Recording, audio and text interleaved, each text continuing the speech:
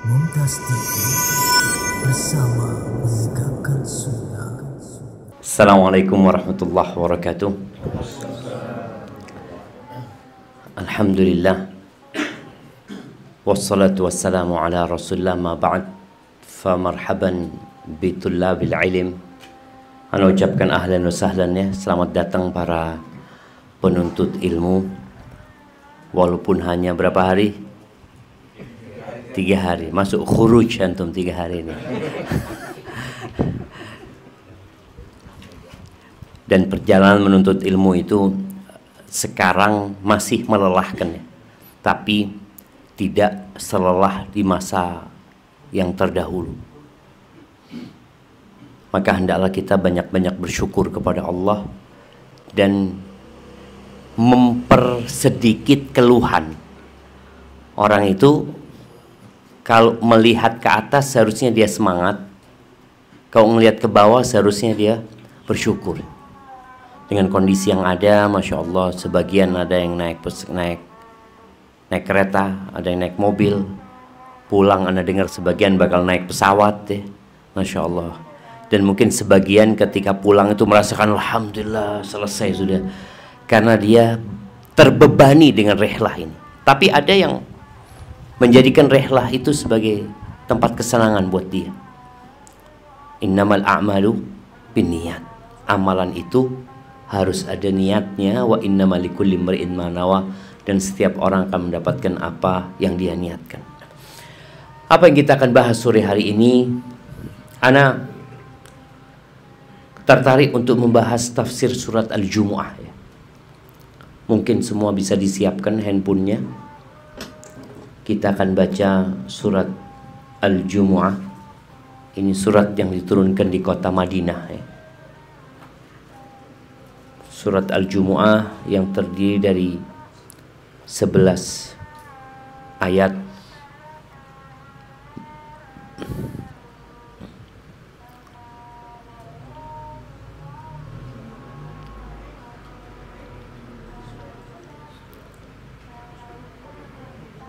Sudah dapat semuanya? Baik, mungkin ada yang membacakan. Baca ayat 1 sampai 4 dahulu. Tafadhal. Itu mic-nya. A'udzu billahi minasyaitonir rajim. Bismillahirrahmanirrahim. Yusabbihu lillahi ma fis samawati wa ma fil ardil malikil quddusil azizil hakim. هو الذي بعث في الأميين رسولا منكم يتلو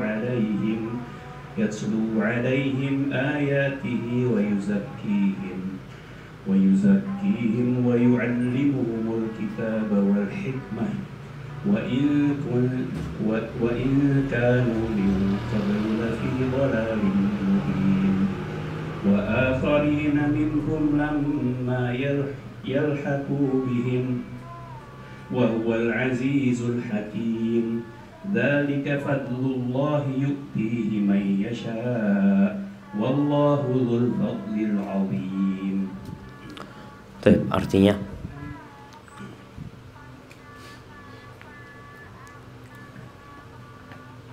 Bismillahirrahmanirrahim. Apa yang ada di langit dan apa yang ada di bumi senantiasa bertasbih kepada Allah, Maha Raja yang Maha Suci, yang Maha Perkasa, Maha Bijaksana. Dialah yang mengutus seorang Rasul kepada kaum yang buta huruf dari kalangan mereka sendiri, yang membacakan kepada mereka ayat-ayatnya, menyucikan jiwa mereka, dan mengajarkan kepada mereka kitab dan hikmah. Meskipun sebelumnya mereka benar-benar dalam kesesatan yang nyata. Dan juga kepada kaum yang lain dari mereka yang belum berhubungan dengan mereka, dan dialah yang Maha Perkasa, Maha Bijaksana. Demikianlah karunia Allah diberikan kepada siapa yang Dia kehendaki, dan Allah memiliki karunia yang besar. Subhanallah jemaah. Kalau kita membaca Al-Quran sambil membaca artinya saja, iman kita akan bertambah. Maka usahakan target one day one juz itu tercapai. Kalau bisa. Kalau nggak bisa karena harus baca sama artinya, jadi 2 bulan sekali hatam. Berarti 1 hari setengah juz. Karena setengah juz satunya untuk baca artinya. Yang diperlukan keistiqomahan. Ada nggak target itu di teman-teman ini? Teman-teman tajir nih, para pengurus khususnya mungkin. Nggak ada. Nggak ada. Mungkin perlu ditargetkan hal itu. Perlu ditargetkan, jadi perlu saling mengingatkan.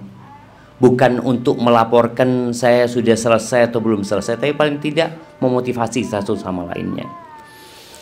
Kita lihat di ayat pertama ini, Allah menyebutkan bahwa semua yang di langit dan di bumi itu bertasbih. Tasbih itu artinya menyucikan Allah Azza wa Jalla, tunduk kepada perintahnya, taat kepada Sang Pencipta, semua yang di langit dan di bumi. Makanya kalau kita lihat sekarang ya, mungkin kondisi yang terjadi di Gaza, atau kita melihat kondisi di muka bumi ini. Di muka bumi ini jumlah penduduknya 8 miliar. Yang beriman berapa? 2 miliar. 8 miliar, 6 miliar tidak beriman kepada Allah Azza wa Jalla. Kalau dibandingkan jumlah mereka dengan jumlah ikan di lautan, berapa persen jemaah yang tidak bertasbih kepada Allah Azza wa Jalla? Kalau dibandingkan jumlah mereka dengan jumlah kodok yang ada di muka bumi ini, dengan jumlah burung-burung yang ada di muka bumi ini, sangat sedikit sekali sebenarnya jumlah manusia ini. Maka kita tahu Allah itu nggak butuh dengan ibadah kita. Makanya tatkala Allah hendak menciptakan manusia, apa kata malaikat? Malaikat mengatakan, qalu ataj'alu fiha man yufsidu fiha wa yasfikud dima. Apakah engkau hendak menciptakan di dalam bumi ini makhluk yang akan berbuat kerusakan, yang akan menumpahkan darah? Wa nahnu nusabbihu bihamdika wa nuqaddisu. Dan kami bertasbih kepadamu. Artinya kalau engkau menciptakan manusia untuk beribadah, udah kan kami sudah ada gitu. Enggak, Allah nggak butuh dengan ibadah manusia sebenarnya. Maka di sini Allah menyebutkan bahwa bertasbih, tunduk kepada Allah, menyucikan Allah segala yang ada di langit dan di bumi ini. Kalau kita bicara jumlah bintang di langit itu berapa? Lebih banyak dari jumlah manusia. Jauh sama jumlahnya itu. Kemudian Allah menyebutkan tentang namanya ini. Kita bicara iman, kita bicara tauhid. Apa perbedaan tauhid sama iman, jemaah? Kalau kita kadang-kala orang belajar tauhid, oh ana nggak ngaji kitab tauhid, ana ngaji kitab rukun iman. Apa bedanya tauhid sama iman? Nah, ketika seorang anak belajar iman sama anak belajar tauhid, ada keumuman dan kekhususan di sini. Kalau bicara tauhid lebih kepada al-iman billah, tentang beriman kepada Allah saja. Tentang tauhid rububiyah, tauhid uluhiyah, tauhid al-asma' wa sifat. Tapi kalau bicara iman akan lebih luas lagi. Kita bicara rukun iman yang 6, yang salah satunya adalah tentang tauhid. Kita bicara al-iman billahi tabaraka wa ta'ala. Di sini kalau kita lihat di akhir ayat ini, Allah menutupnya dengan 4 namanya. Dalam bab tauhid al-asma' wa sifat, anak sekarang dapat tugas ngajar tauhid asma' wa sifat.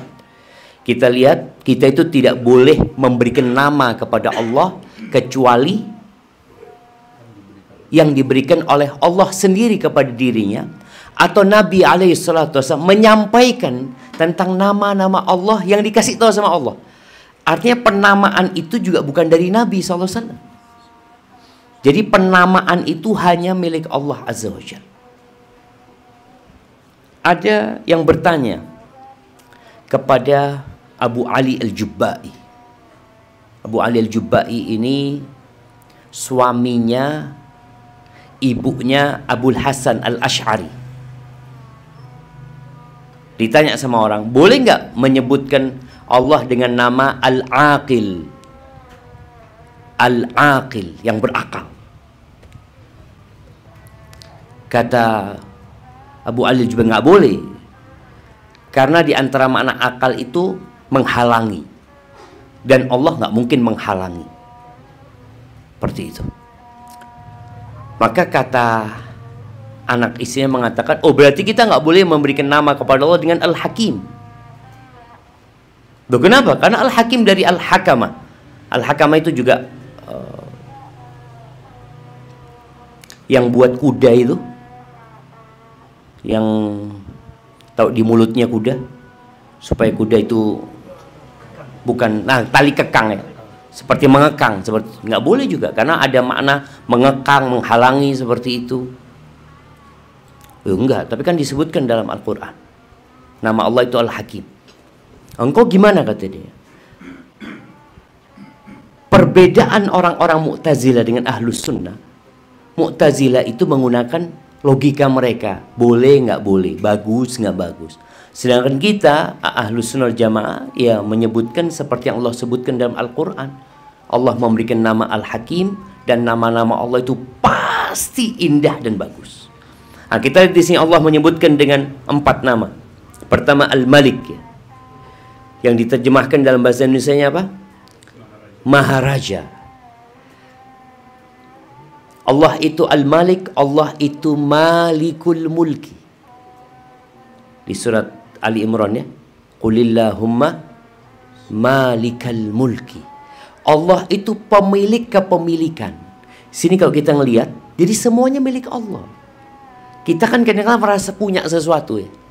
Manusia itu punya sifat memang hubbut tamalluk, padahal nggak butuh. Makanya kenapa sampai ada yang merampas hak orang lain ya. Orang kaya tanahnya sudah luas masih ngambil hak tetangganya. Masih ada yang menipu padahal udah kaya raya kan. Ya maaf, baterainya Masya Allah. Beda sama orang butuh. Makanya Nabi SAW membolehkan bagi seorang yang musafir dalam perjalanan, kalau dia lewat kebun orang, dia itu diperbolehkan untuk makan. Tapi dia minta izin dulu. Fulan dipanggil-panggil 3 kali nggak ada, ya udah dia makan. Tapi nggak boleh bawa. Nggak boleh bawa dia. Artinya nggak boleh ada, ini punya aku. Enggak, engkau nggak memiliki. Engkau hanya punya hak memanfaatkan. Engkau makan setelah itu nggak boleh ngambil seperti itu. Maka di sini disebutkan Al-Malik, Allah itu pemilik, Allah itu yang menguasai segala sesuatu. Kemudian Al-Malikul Quddus. Naam, yusabbihu lillahi ma fis samawati wa Malikul Quddus Al-Azizil Hakim. Al-Quddus itu yang diagungkan, yang disucikan dari segala kekurangan, dari segala aib. Al-Quddus. Makanya malaikat mengatakan, wa nahnu nusabbihu bihamdika wa nuqaddisu lak.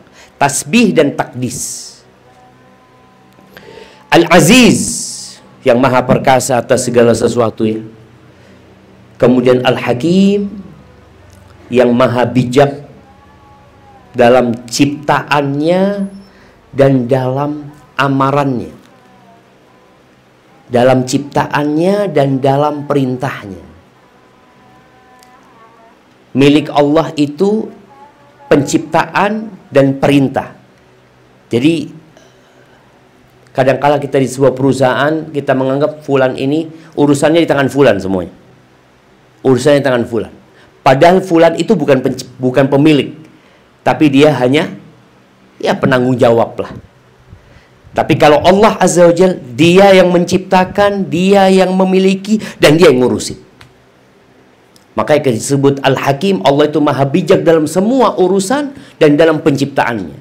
Kalau dalam semua urusan artinya perintah Allah, larangan Allah, hukum Allah pasti sesuai dengan yang dibutuhkan oleh makhluk. Kalau bicara penciptaannya, ya kita lihatlah wajah kita aja. Kenapa matanya kok di depan sini kok nggak di kanan kiri jemaah? Kalau di kanan kiri kayak ayam kan enak. Kan sampai ada anekdot mengatakan kenapa ayam itu kalau nyebrang nggak pernah noleh kanan kiri. Pernah lihat ayam tolah-toleh ketika nyebrang? Kan enggak. Tapi kalau kita kan harus noleh dulu karena mata kita di depan. Gimana kalau mata kita di samping kanan dan kiri? Lebih cocok kayak gitu apa? Lebih. Ya, Allah hikmahnya dalam penciptaannya, Masya Allah. Kalau bicara kenapa kuku kita selalu tumbuh dan kenapa gigi kita nggak tumbuh? Gimana kalau kira gigi antum tiap Jumat harus dipotong? Itu hikmahnya Allah Azza. Kenapa bulu rambut kita tambah panjang, tapi kenapa bulu mata kita nggak tambah panjang? Itu kalau bicara ciptaan Allah, ya Allahu Akbar. Makanya sekarang tuh dengan adanya video ya, kita ajak anak-anak kita nonton binatang-binatang dan ciptaan Allah Subhanahu wa taala. Karena kita akan melihat banyak sekali hikmah dalam ciptaan. Baik, kemudian Allah menyebutkan nikmat yang Dia berikan agar kita bersyukur ya. Yaitu diutusnya Nabi, diutusnya Rasul. Fil ummiyin. Diterjemahkan ummiyin itu apa? Yang buta huruf ya. Kaum yang memang jauh dari pendidikan sebenarnya mereka. Sekolahan yang nggak ada di Mekah. Tapi kalau kita lihat ayat yang pertama kali turun apa? Malah Iqra gitu. Mereka disuruh baca. Ini menunjukkan perubahan dari masa yang mereka tidak membaca, mereka tidak menulis, menjadi masa yang lebih indah lagi. Dan tugas Rasul ini kalau kita lihat yang pertama, yatslu alaihim ayatihi, membacakan ayat-ayat Allah. Jadi Nabi SAW kalau dakwah itu beliau bacakan ayat-ayat Allah. Kita kadang-kala dengarkan ceramah, orang menyampaikan kajian, coba dihitung berapa ayat yang dia baca. Padahal seharusnya ayat-ayat Allah yang dibacakan kepada mereka. Kenapa? Karena ayat-ayat Allah ini firman Allah, ucapan Allah, yang tentunya mengandung banyak pelajaran sekali. Yatlu alaihim ayatihi. Makanya kalau ada orang tanya, engkau ini apa sih? Orang-orang kafir ngobrol sama Nabi SAW. Nabi nggak banyak ngomong. Nabi membacakan firman Allah Azza wa Jalla. Lalu setelah itu memberikan penjelasan kepada mereka. Dan biasanya orang yang hatinya bersih ketika mendengarkan ayat-ayat Allah itu, dia akan beriman. Kemudian disebutkan wa yuzakkihim. Ini bicara tazkiyatun nufus. Bahwa membaca Al-Quran itu akan menyucikan jiwa kita. Makanya sebesar apa hubungan kita sama Al-Quran, maka sebesar itu pula tazkiyatun nafas buat kita. Makanya kadang-kala orang, ya mereka tazkiyatun nafasnya ada yang dengan meditasi mungkin ya. Mereka mengatakan untuk menyucikan jiwanya, dia menyendiri itu, baca Al-Quran. Dan makanya kalau kita lihat kegiatan ketika iktikaf itu ngapain? Yatlu alaihim ayat, yatlu kalam Allah, baca Al-Quran. Makanya kenapa banyak para ulama di bulan Ramadan malah nutup kitab selain Al-Quran. Kitab hadisnya ditutup, full dia ngaji Al-Quran. Karena sebenarnya ini udah cukup gitu loh. Ini udah cukup. Kalaupun mau ada kajian di masjid, ya kajiannya tentang ayat Quran juga. Itu sudah cukup sekali dan itu akan menyucikan jiwa kita. Sampai Utsman radhiyallahu anhu mengatakan, "Lau tahurat qulubukum ma syabi'at min kalami rabbikum." Kalau hati kalian bersih, kalian nggak akan pernah puas baca Al-Quran. Nggak akan pernah puas. Kita akan nambah lagi. Sebagaimana kalau kita ngikutin nafsu kita nggak akan berhenti nonton TikTok, nggak akan berhenti nonton IG atau apa. Terus kita akan lewat. Tahu-tahu 1 jam sudah berlalu.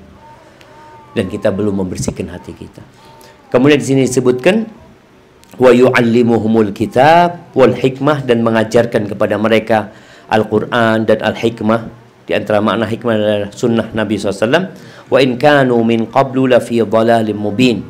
Walaupun sebelumnya mereka berada dalam kesesatan yang nyata. Makanya ketika umat Islam itu menuju ke perbatasan Syam menghadapi Romawi, menuju ke perbatasan Persia, menghadapi perbatasan Irak, Iran sana. Mereka itu bingung. Kalian ini apa kalian ini gitu. Sedangkan sebelumnya dua negara adidaya itu taunya bangsa Arab ini makan bangkai, batu-batu mereka sembah, pepohonan mereka sembah, dan mereka hidup dengan penuh keterbatasannya. Mereka orang-orang primitif lah bangsa Arab itu. Maka mereka heran ketika datang tahu-tahu mau memerangi Romawi dan Persia. Mereka bingung, kali ini gimana?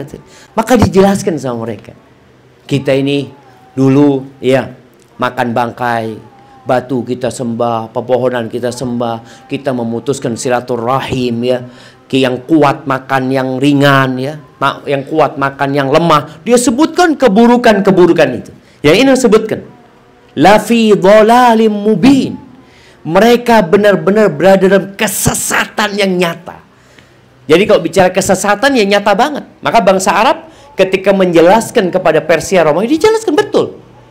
Nggak ada yang salah dari informasi yang kalian dengarkan tentang kami dulunya. Tapi kemudian Allah utus kepada kami seorang Rasul dari golongan kami, yang kami tahu nasabnya, yang tahu dan kami tahu bagaimana dia dari kecil sampai besar.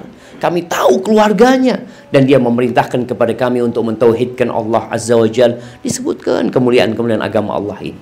Ini menunjukkan bahwa nikmat yang besar dari Allah berikan kepada mereka. Wa akharina minhum lamma yalhaqu bihim. Dan selain dari mereka ini disebutkan boleh jadi dari kalangan ahlul kitab, selain dari bangsa Arab ya, yang mereka kemudian bergabung dengan umat Islam, yang Allah berikan nikmat juga kepada mereka, yang mereka nggak akan sama sebenarnya dengan orang-orang yang mendampingi Rasul SAW. Dalam keutamaan, mereka dalam masa juga nggak bareng sama Nabi SAW, nggak bareng dengan para sahabat. Kemudian dari sisi fadilah, mereka nggak akan menyamai fadilah para sahabat Nabi. Wa huwal azizul hakim. Kita lihat ya, Al-Aziz Al-Hakim ini diulangin 2 kali. Di ayat pertama Al-Azizul Hakim, di ayat ketiga Al-Azizul Hakim, untuk menunjukkan bagaimana hikmahnya Allah Azza wa Jal dan bagaimana kekuasaan Allah Azza wa Jal. Karena orang-orang Yahudi, mereka kenapa nggak mau masuk Islam? Padahal bangsa Yahudi itu sudah nunggu Nabi di Madinah. Ada Ibnul Haiban juga yang dia sengaja dia meninggalkan Palestina, dia meninggalkan Urshalim untuk ke kota Madinah. Dalam rangka apa? Menunggu Nabi. Tapi ternyata nabinya dari orang Arab. Makanya mereka itu Allah sebutkan hasadan min indi anfusim. Hasud mereka sama bangsa Arab ini. Kenapa kok dari mereka? Memang kalau dilihat ya, semua nabi dari keturunannya Nabi Ibrahim itu dari keturunannya Nabi Ishak. Semuanya. Jadi setelah Nabi Ibrahim itu, 2 anaknya Ismail dan Ishak. Nabi Ishak ini yang melahirkan semua nabi-nabi. Ya, Nabi Yakub, kemudian Nabi Yusuf, nanti lagi terus Nabi Musa, Nabi Sulaiman ya, Nabi Zakaria, Nabi Yahya, sampai ke Nabi Isa alaihissalam. Semua itu keturunannya Nabi Ishak. Maka mereka berpikir nabinya ini akan dari keturunannya mereka. Cuma mereka juga nggak mikir kenapa nabinya kok di Arab gitu loh. Kok bukan di Syam. Mereka kan meninggalkan Syam menuju ke kota Madinah, ke Yathrib itu. Baik. Nah, kenapa Bapak? Oh, Masya Allah. Baik, Allah sebutkan sini, dzalika fadlullah yu'tihi man yasha. Itu karunia dari Allah. Allah berikan kepada siapa yang Allah kehendaki. Allah berikan karunia kepada para sahabat Nabi, Allah berikan karunia kepada bangsa Arab, Allah berikan karunia kepada orang-orang yang mengikuti mereka nantinya. Yu'tihi mayasya. Yang jelas yang punya kehendak itu Allah. Jadi Syekh Al-Azhar, Syekhul Azhar ya, ketika datang ke Jakarta kemudian dialog sama Said Agil Siraj, yang Said Agil Siraj cerita tentang Islam Nusantara, ya ini Islam kita nggak seperti Islam Arab, kata dia, seperti itu.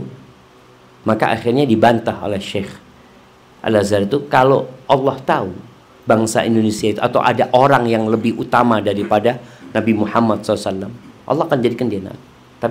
Tapi nyatanya nggak ada gitu. Dan nggak ada orang yang lebih baik daripada sahabat Nabi.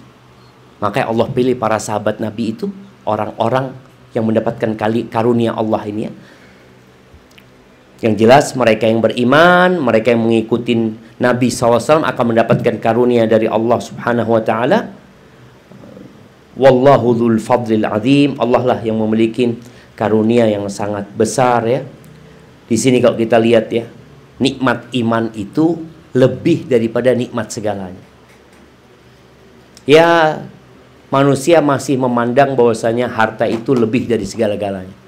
Padahal harta dengan kesehatan lebih nikmat kesehatan. Kesehatan sama keamanan lebih nikmat keamanan. Nah, kalau kita lihat ya, saudara-saudara kita di Gaza itu, mereka harta hilang, sehat juga nggak dapat, tambah lagi nikmat aman dicabut dari mereka. Mereka dalam ketakutan, dan semoga iman mereka tetap dijaga sama Allah Azza wa Jalla. Selama masih ada nikmat iman, insya Allah semuanya bisa dihadapin insya Allah. Taib. Jadi Allah Azza wa Jalla menciptakan manusia dan tidak membiarkan mereka tanpa perintah dan larangan, tapi mereka dikasih aturan, dan itu karunia Allah. Orang yang mengikuti aturan Allah itu adalah orang-orang yang mendapatkan karunia. Baik, kemudian di ayat kelima kita akan baca kondisi orang-orang Yahudi. Ada orang yang dikasih nikmat, tapi nikmat itu diabaikan. Sebagaimana kita diwanti-wanti umat Islam jangan sampai seperti mereka. Rasul sallallahu alaihi wasallam itu pernah mengadu kepada Allah. Wa qala ar-rasul ya rabbi inna qaumi ittakhadhu hadzal qur'ana mahjura. Wahai Rabbku, kaumku ini menjadikan Al-Qur'an sesuatu yang mereka abaikan. Kita lihat di sini Allah menyebutkan tentang Yahudi, bagaimana mereka dengan Taurat mereka. Nah, tafadhol dibaca ayat 5. Mathalul ladzina hummilut Taurata thumma lam yahmiluha kamathalil himari yahmilu asfara bi'sa mathalul qaumil ladzina kadzdzabu biayatillah wallahu la yahdil qaumal zalimin. Perumpamaan orang-orang yang diberi tugas membawa Taurat kemudian mereka tidak membawanya atau tidak mengamalkannya adalah seperti keledai yang membawa kitab yang tebal. Sangat buruk perumpamaan kaum yang mendustakan ayat-ayat Allah dan Allah tidak memberi petunjuk kepada kaum yang zalim. Barakallahu fikum. Ya, bangsa Yahudi atau Bani Israel ini, mereka beranggapan mereka adalah umat yang terbaik. Mereka umat yang terbaik. Makanya mereka memandang yang lainnya itu di bawah mereka. Maka di sini Allah Azza wa Jalla setelah menyebutkan tentang nikmat yang Allah berikan kepada bangsa Arab, kepada orang-orang yang tidak bisa membaca, Allah sebutkan tentang orang-orang yang dikasih Taurat. Yang dikasih Taurat ini siapa?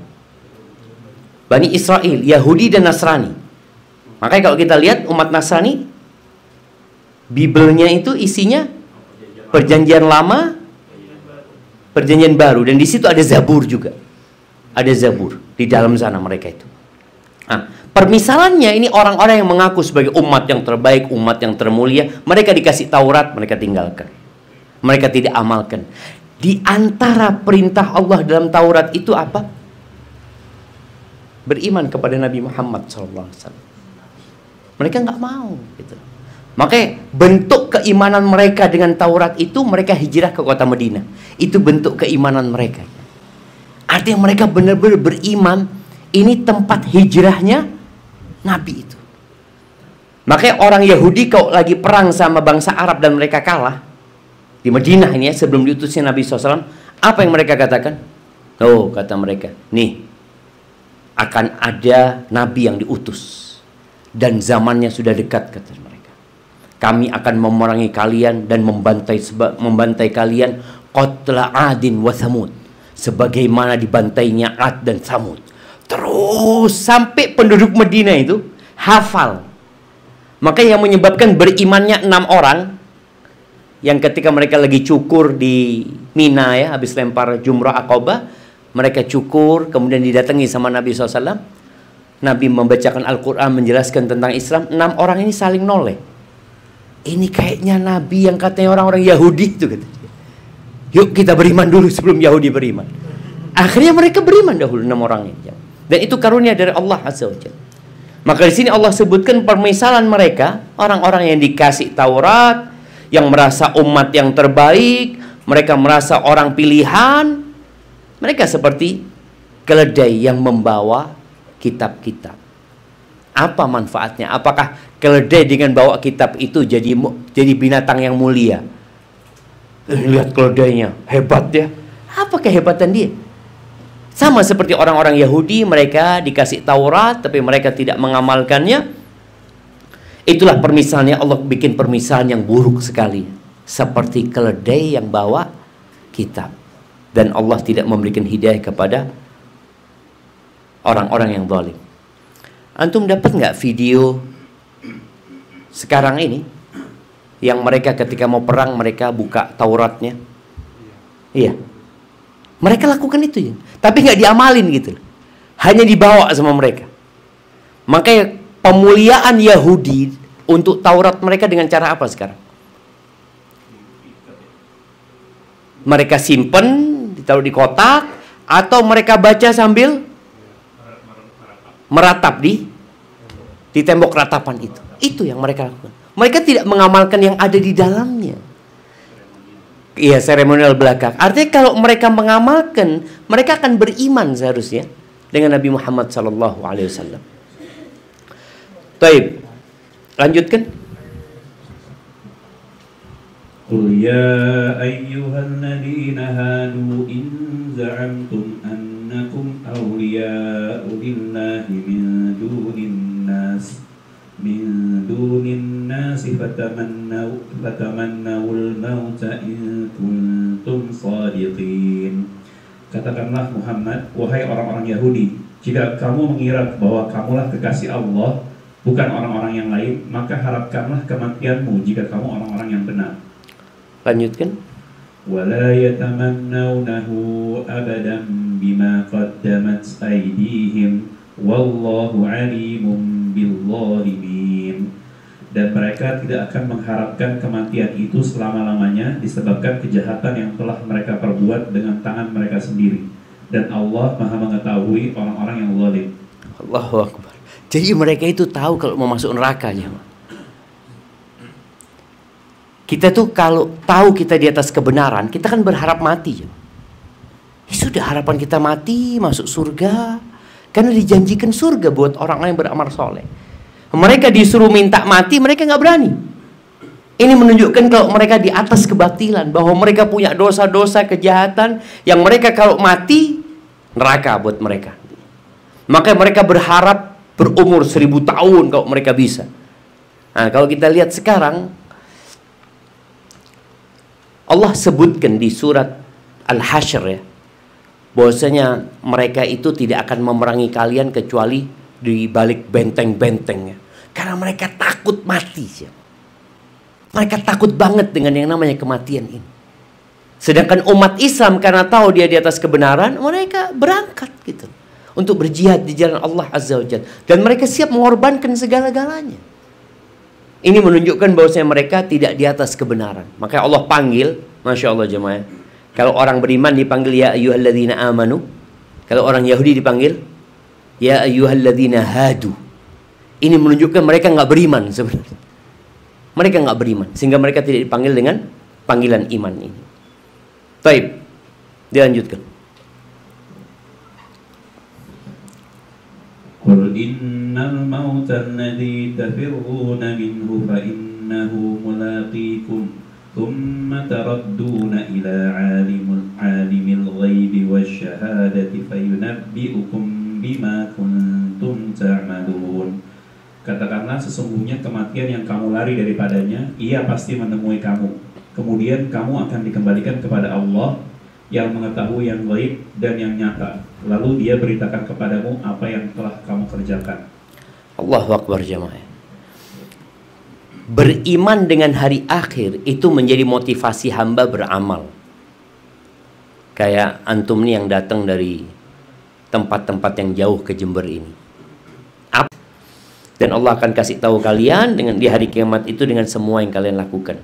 Nah, kemudian di ayat ke-9 sampai terakhir ini berkaitan dengan tajir ini, berkaitan dengan orang-orang beriman sekarang ya.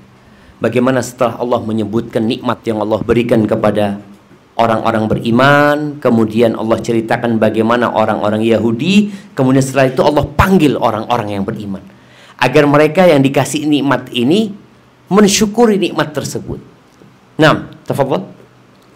Ya ayyuhalladzina amanu Tafadhal Ustaz. Ya ayyuhalladzina amanu idza nudiya lis-salati min yaumil jumu'ati fas'au ila dzikrillah wa dharul bai'. Dzalikum khairul lakum in kuntum ta'lamun. Wahai orang-orang yang beriman, apabila telah diseru untuk melaksanakan salat pada hari Jumat, maka segeralah kamu mengingat Allah dan tinggalkanlah jual beli. Yang demikian itu lebih baik bagimu jika kamu mengetahui. Nah, itu lebih baik kalau kalian punya ilmu. Orang yang nggak punya ilmu, kenapa kita melihat banyak orang sudah adzan Jumat yang nggak datang Jumatan? Bahkan ada yang tidak sholat sama sekali. Kondisi manusia, ada yang datangnya telat, ada yang datangnya setelah khutbah kedua. Kenapa? Mereka nggak tahu. Allah sebutkan, dzalikum khairun lakum. Kapan? In kuntum ta'lamun. Kalau kalian nggak punya ilmunya ya dianggap sia-sia datang Jumatan itu. Maka Allah katakan, wahai orang-orang beriman ya, yang sudah beriman ini, kalau ada panggilan untuk sholat Jumat ya, di sini ada perintah untuk segera fas'au ila dzikrillah. Zikrullah itu disebutkan khutbah. Khutbah Jumat itu bukan hanya sholatnya, peringatan yang ada dalam khutbah Jumat itu, wadharul bai', tinggalkan perdagangan. Kenapa bukan tinggalkan pekerjaan jemaah? Kok tinggalkan perdagangan? Kok yang ditinggal itu perdagangan? Artinya apakah masuk juga orang yang kantoran? Apakah masuk dalam ayat ini petani juga? Kenapa kok tinggalkan perdagangan? Nah, siapa yang jawab? Lebih umum, apa lebih khusus perdagangan ini? Bukan tinggalkan pekerjaan ya. Kok pekerjaan kan pekerjaan apa saja, berarti ini tinggalkan perdagangan. Nah, kenapa? Perdagangan melalaikan. Iya. Karena perdagangan itu biasanya keuntungannya langsung. Antum kan lagi jual beli nih, azan nih. Waduh, ini hilang, ini bisa jadi. Tapi kalau orang kerjaan malah seneng kan? Orang kerja azan, alhamdulillah. Dia karena tidak ada keuntungan sebenarnya dia. Bahkan keuntungan dia kalau istirahat dari pekerjaan tersebut. Jadi panggilan azan itu boleh dia menyenangkan. Karena dia off dari pekerjaannya. Petani juga ketika dengar azan, ya dia ketinggalkan aja. Tapi kalau dagang ini keuntungannya biasanya langsung gitu loh. Meninggalkan perdagangan itu meninggalkan keuntungan. Makanya kalau dagang aja suruh tinggalin, apalagi yang lainnya gitu loh. Artinya yang engkau dapat keuntungan langsung aja engkau tinggalin gitu. Masa yang kerjaan di kantor engkau nggak mau ninggalin? Kalau orang kerja di kantor gajinya langsung dapat waktu itu? Enggak. Dia dapat akhir bulan mungkin, atau dia dapat di waktu sore di Sabtu tiap pekan umpamanya. Ini enggak, perdagangan suruh tinggalkan. Maka yang lainnya lebih pantas untuk ditinggalkan, tapi ini buat orang yang tahu. Makanya pentingnya ilmu jamaah ya. Ini pentingnya ilmu. Ana sering sampaikan ya. Cuma memang terkadang masih ada beberapa yang kurang setuju ya. Ana sampaikan ke mahasiswa-mahasiswa umpamanya, antum belajar hari ini antum sampaikan. Jangan nunggu lulus. Artinya yang antum dapat hari ini di kelas, hari ini antum sampaikan.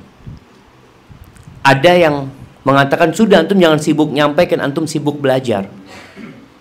Baik, kalau memang antum sibuk belajar, nggak ada waktu menyampaikan, nggak apa-apa. Tapi yang jadi masalah bukan sibuk belajar, sibuk main gitu loh. Artinya waktu habis asar mahasiswa ya main dia, habis isya ya kadang-kadang ngobrol dan itu. Apa nggak bisa setiap hari yang antum dapatkan itu antum sampaikan? Karena banyak orang tersesat itu boleh jadi karena faktor nggak tahu dan kita tidak menyampaikan.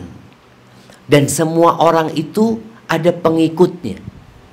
Sampai ketika anak wajibkan mahasiswa bikin video, anak wajibkan mereka bikin video 7 hari 7 video. Kemudian kita cek di kelas, ternyata ada yang nonton jemaah. Jadi ada fulan, antum berapa followernya? 150. Yang ini followernya ya ada yang masih di bawah 100, ada yang 300, ada yang 1000. Di semua video yang diupload ada yang nonton. Sampai Ustadz Arifin ngomong, antum foto sandal antum diupload ada yang nonton. Apa nggak ditonton sama orang sekarang jemaah? Artinya semua yang manfaat tak manfaat ditonton sama orang. Loh, mbok kita bikin yang manfaat gitu. Dan tiap hari kalau kita lihat orang itu bikin konten tuh tiap hari.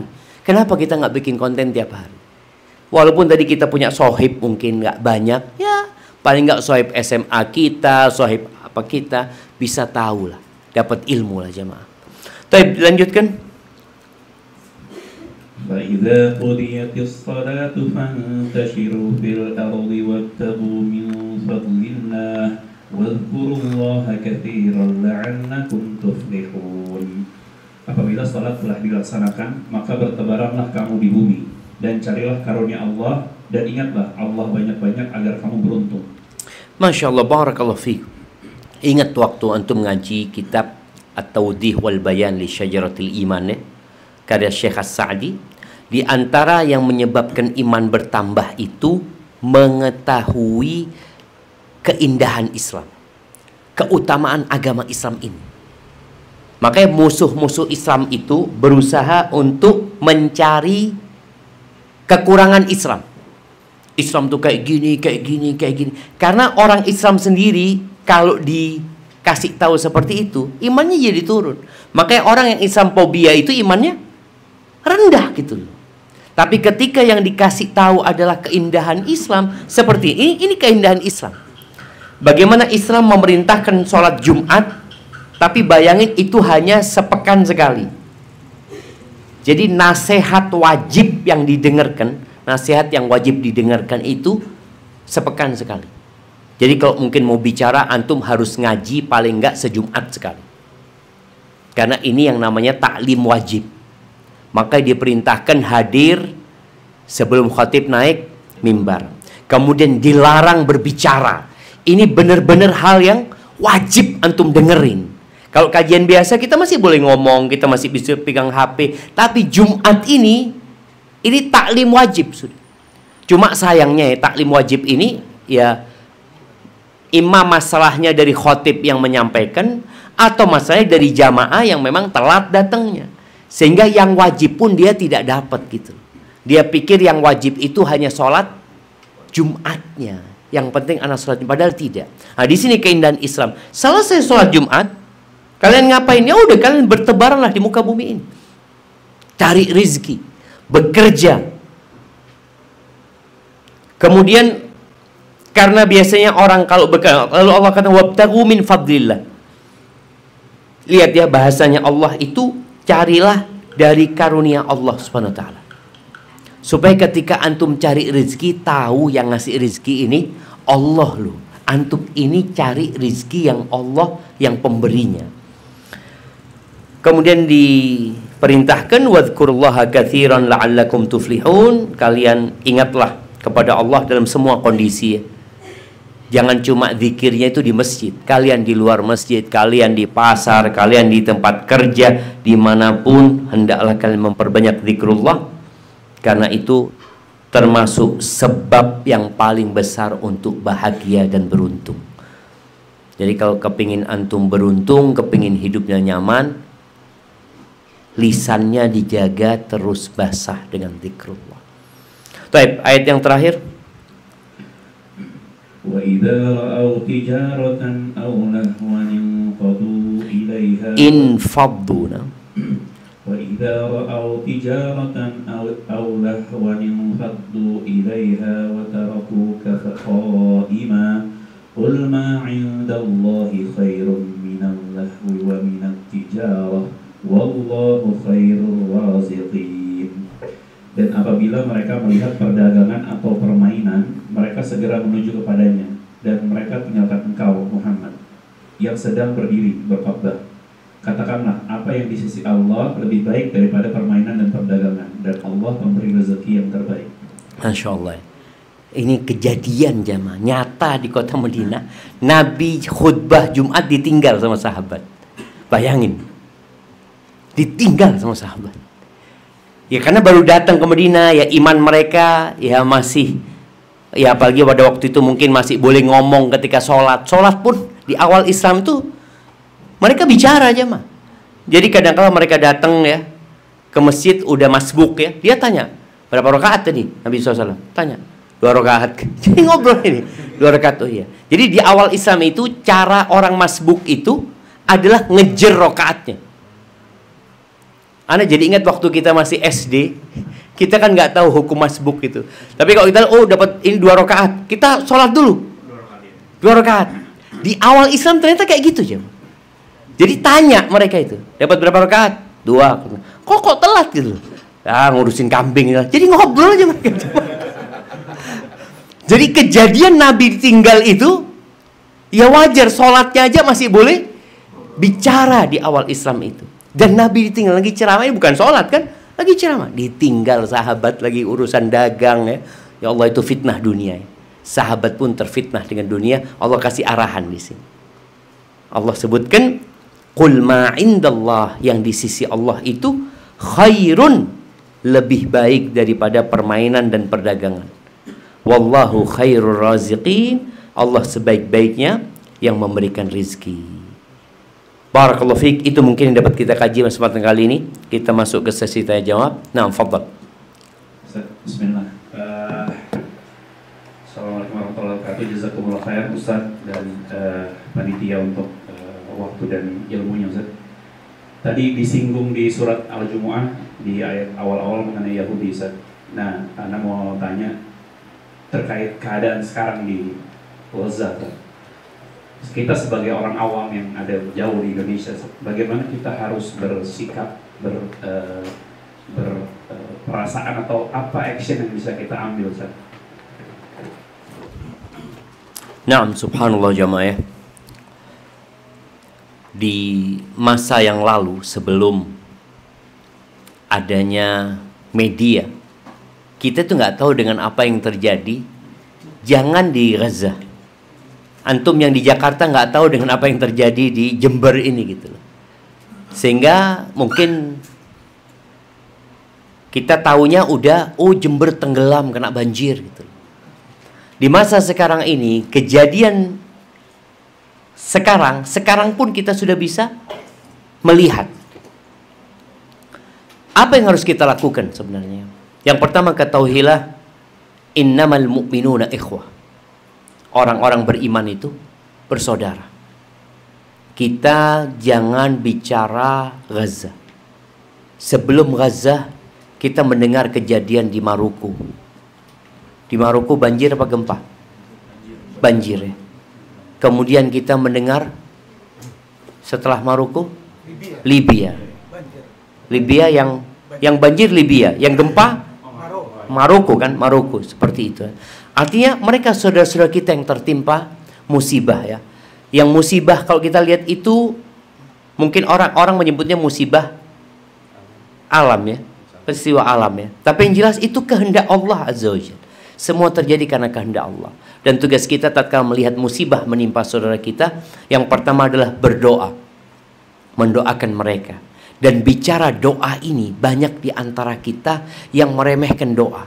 Bahkan kalau orang ngomong doa, doa doang, antum apa action antum? Lo antum doa, berapa persen antum minta sama Allah SWT? Maka pada saat seperti ini kita harus lebih khususkan doa kita buat mereka.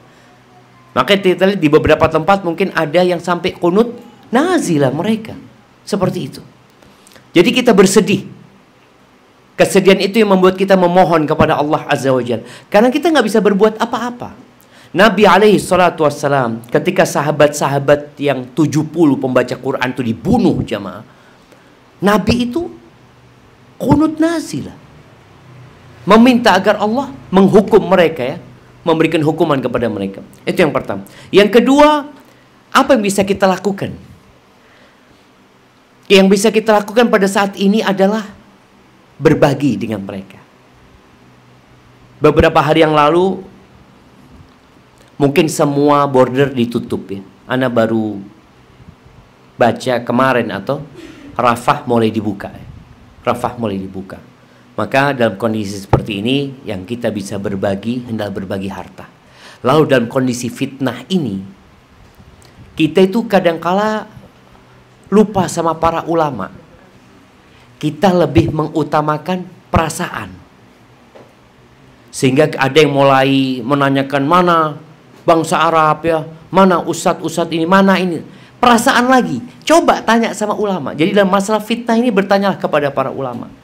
Sehingga tatkala ana melihat para ulama ya, Syekh Sulaiman, banyak masyayikh yang mengatakan kita hendaklah mendoakan mereka yang bisa berbagi harta sama mereka. Hanya itu yang bisa kita lakukan sebenarnya. Kalau bicara kekuatan musuh, ya kita tahulah bersama siapa Israel ini sebenarnya. Bahkan di PBB sendiri, ya mereka kayaknya mendukung Israel dengan mereka mengatakan bahwasanya Israel punya hak untuk membela diri gitu, seperti itu.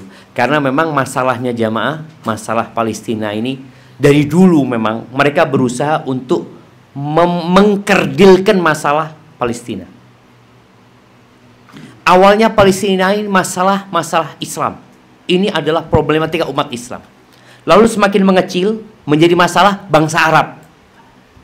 Setelah itu menjadi masalah Palestina. Setelah itu jadi lebih kecil lagi ketika Palestina udah pecah di sana ada PLO, ada apa. Jadi sekarang masalahnya masalah sama siapa? Masalah Hamas sekarang. Jadi Hamas sama Israel aja. Loh, itu saudara-saudara kita Muslim yang di sana itu. Urusan Hamas mungkin yang bermasalah dengan siapa? Dengan Israel, mereka yang menyerang. Tapi mereka saudara-saudara kita yang dibantai di sana. Jadi tetap urusannya ini urusan umat Islam. Seperti itu. Nggak boleh kita akhirnya berlepas diri mengatakan, oh, ya ana nggak ikut-ikut lah. Itu bukan urusan ana. Itu urusannya Hamas sama Israel. Tapi kita lihat yang dibantai oleh Israel adalah orang-orang yang tidak punya dosa ya, yang mereka memang selama ini hidup di bawah tekanan dan penindasan dari Israel. Barakallahu fikum. Dan kalau kita lihat memang di sana sendiri Palestina yang lain ini nggak tahu bergejolak apa tidak, ana nggak melihat ya. Artinya kan ada yang di tepi barat ya, kemudian ada yang di Yerusalem Timur yang di situ didudukin oleh umat Islam, ada yang di area Yeriko mamanya itu isinya umat Islam semuanya. Sepertinya memang yang parah yang di Gaza itu. Tapi yang jelas urusan ini urusan umat Islam gitulah. Barakallahu fikum.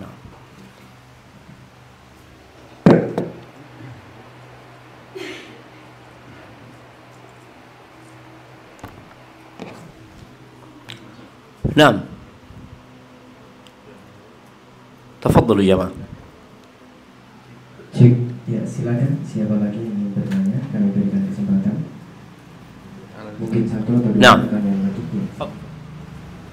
Bismillahirrahmanirrahim. Jazakallah khair Ustaz, barakallahu fiik. Ana izin bertanya kepada antum Ustaz. Mohon petunjuk juga Ustaz. Kami yang bekerja di kantor ini Ustaz, apakah termasuk sebagai uzur jika ana pernah mendapat berita dari salah seorang ustadz bahwasanya ketika mereka dahulu belajar terus mepet dengan waktu sholat Ustaz. Terus waktu sholatnya itu diundurkan sama mereka. Apakah jika kita melakukan satu buah meeting yang memang ini untuk maslahat, boleh gak kita mengundurkan waktu sholat Ustaz? Barakallahu fiik Ustaz. Masya Allah, barakallahu fiik. Ya, kalau bicara waktu sholat ini ada yang muassa ya. Ada yang waktunya memang luas. Kalau kita bicara sholat duhur itu waktunya sejak matahari tergelincir sampai bayangan matahari sama dengan dia. Nah, itu waktunya adalah waktu sholat zuhur umpamanya. Selama kita menundanya di waktunya, maka nggak ada masalah dan tetap melaksanakannya berjamaah. Artinya mereka memang orang-orang di situ menunda, sepakat kita sholatnya umpamanya jam 1, nggak ada masalah di antara mereka. Tetap usahakan tadi tetap berjamaah. Dan kita umpamanya di kampus STD Imam Syafi'i, kita sholatnya sepakat jam 12.35 menit. Jadi nunggu perkuliahan selesai. Dulu kita itu ikut adzan. Sedangkan adzannya kan maju mundur kan. Maju mundur. Dan mahasiswa itu kalau sudah waktu sholat, mau masuk ke kelas lagi, hilang lama mereka itu. Yang masih sholat ba'diyah, yang masih ini itu. Ada kita melihat maslahat untuk diundur, tapi tetap pengundurannya tetap di dalam waktunya. Itu waktunya yang memang muassa gitu ya. Sebagaimana Nabi SAW pernah menunda waktu zuhur ketika matahari terik sekali ya. Bilal mau adzan, kata Nabi SAW, jangan dulu Bilal, tunggu sampai agak dingin. Setelah itu Bilal baru boleh azan. Dan bicara sholat isya juga Nabi SAW pernah menundanya ya. Sampai sahabat itu tiduran di masjid semuanya dalam posisi duduk mereka. Dan Nabi mengatakan alaihissalam, laula an asyuqqa ala ummati, kalau ana tidak takut untuk memberatkan umatku, aku akan akhirkan waktu sholat sampai tengah malam atau sepertiga malam ya. Jadi seperti itu. Barakallahu fiik. Dan ini pentingnya belajar jamaah. Kadangkala kita menyalahkan ketika meeting umpamanya. Ketika meeting kita udah katakan insyaallah kita sholatnya umpamanya jam 1, sepakat seperti itu. Kadang-kadang ada yang mengatakan nggak boleh gitu loh. Ini harus tepat waktu. Enggak. Engkau sholat jam 1 masih tepat waktu apa tidak? Masih tepat waktu gitu loh. Sholat zuhur jam 1 itu tepat waktu, tidak dikatakan keluar waktunya, enggak. Memang ada pembahasan tentang sholat di awal waktu. Jadi ada perbedaan ya. Sholat tepat waktu dengan sholat di awal waktu. Kita mensegerakan kebaikan itu lebih baik. Tapi ada kondisi-kondisi yang menundanya lebih baik. Ada kondisi-kondisi yang menundanya lebih baik. Barakallahu fiik. Nah, baik, jazakumullah khairan Ustaz atas jawaban yang telah diberikan. Baik, kembali kami berikan kesempatan kepada yang ingin bertanya, mungkin satu pertanyaan lagi sebagai pertanyaan penutup di sore hari ini. Silakan. Iya. Iya, mungkin dari ibu-ibu kami berikan kesempatan terlebih dahulu. Kami akan antarkan mikrofonnya ke belakang. Ada atau tidak ibu-ibu? Tidak ada. Baik, kalau tidak ada, kembali kami berikan kepada bapak-bapak yang ada di sini. Silakan. Bismillah. Assalamualaikum warahmatullahi wabarakatuh Ustaz. Jazakallahu khairan, barakallahu fikum atas ilmunya hari ini. Ustaz, Anda mau nanya Ustaz tentang sholat Jumat tadi Ustaz ya, yang dimana ceramahnya itu kan hal yang wajib yang harus kita dengar ya Ustaz ya. Nah, Anda ada satu kondisi nih Ustaz, dimana orang tua Anda, bapak Anda tuh belum terpapar dengan sunnah Ustaz. Yang dimana kita kalau misalkan sholat Jumat gitu ya pasti di dekat rumah Anda mengantarkan beliau. Nah, qadarullahnya masjid itu belum sunnah Ustaz. Jadi Anda kadang suka takut Ustaz. Anda yang masih fakir ilmu mendengarkan khatib yang memberikan dakwah itu yang belum sesuai syariat. Nah, kalau seperti itu Ustaz, apalagi makin kesini kan lagi zaman politik nih Ustaz ya, Ana agak takut tuh Ustaz. Apakah boleh kita Ustaz misalkan menemukan atau enggak qadarullah berada di masjid yang sholat Jumatnya itu yang khotibnya belum ini Ustaz, belum sunnah gitu Ustaz. Itu gimana Ustaz? Apakah kita boleh tidak mendengarkannya Ustaz atau? Nah, Masya Allah jamaah. Iya. Hukum asalnya kita diperintahkan untuk mendengarkan. Itu hukum asalnya. Dan kalau kita melihat yang disampaikan memang menyimpang dan isinya adalah syubhat, maka di sini seorang muslim boleh tidak mendengarkan. Tapi kalau memang benar-benar menyimpang, kadang-kadang masalahnya kita ini hanya menduga gitu, maka kita dengarkan. Dan setelah kita dengarkan, kalau ternyata memang ada sesuatu yang perlu kita tanyakan, tanyakan. Jadi setelah antum khutbah Jumat dengar, antum tanyakan kepada Ustadz, Ustadz, ana dengar kayak gini, benar apa tidak? Karena kita ini nggak lebih pintar dari Ustadz. Kan ada yang mengatakan ambil baiknya, buang buruknya. Kita ini yang baik, yang buruk nggak tahu. Kita anggap semua yang disampaikan baik gitu loh. Makanya dulu ada Ustadz Dr. Amrullah Siregar. Setiap habis Jumat itu, beliau sering telepon ana. Dia, Ustaz Afwan, ana mau tanya, tadi khotibnya nyampaikan seperti ini Ustaz. Benar apa enggak? Karena nggak tahu. Secara hukum asal insya Allah orang menyampaikan kebaikan gitu kan. Tapi boleh jadi yang disampaikan hadis palsu. Seperti itu. Sedangkan hadis palsu ini menyampaikannya diancam neraka gitu. Kecuali kita menyampaikan ini posisinya hadis palsu. Karena masyarakat kalau dengar hadis palsu dan menyenangkan, dia kan nggak tahu itu hadis palsu. Yang ada bagus banget ya. Dia punya keinginan untuk menyampaikan kepada orang lain. Ini bahaya. Maka tadi ketika antum datang ke sana, karena antum juga sama ayah antum dengarkan. Setelah itu kalau memang ada sesuatu yang antum harus tanyakan, antum tanyakan. Kalau ternyata memang menyimpang yang disampaikan oleh Ustadz itu, antum pasti tahu ayah. Karena masalahnya ini sama ayah antum loh. Kalau antum, oh ya antum sudah paham. Tapi ayah kan boleh jadi sudah mendengarkan hal itu. Maka hukum asalnya adalah wajib mendengarkan khotib itu. Walaupun kita tahu sebagian ada yang tidak mendengarkan karena tidur. Sampai cerita orang yang ke salah satu masjid ya, yang dia pas waktu qomat marah-marah dia. Dia marah-marah mengatakan ini masjid aliran apa ini, kata dia. Nggak pakai khutbah langsung tahu-tahu qomat. Kata mereka, loh bapak tidur. Jadi dia ini datang duluan, duduk di masjid, sender gitu kan, zikir apa dia, tahu-tahu sudah qomat gitu ya. Pikirnya dia ini aliran apa gitu loh. Tapi tetap khutbahnya bukan Jumatnya sah. Artinya orang yang ketiduran pun tetap sah gitu. Walaupun dia tentu akan kekurangan pahala gitu ya. Tadi seperti itu. Barakallahu fikum. Nah, tapi itu jadi ada satu lagi pertanyaan. Nah, fadhal.